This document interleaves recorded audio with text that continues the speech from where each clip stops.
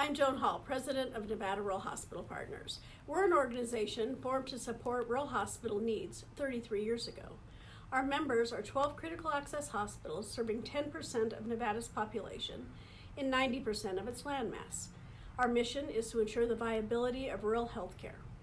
Most recently, we've been assisting our hospitals with purchases of vital PPE to protect staff from the coronavirus. We found an inability to purchase face shields. Within 1 day of a staff member who knew about the 3D printing capabilities at the University of Nevada Library System, Team UNR 3D PPE was formed. They mounted a fundraising campaign to buy materials and then donated labor to make face shields for our rural hospitals.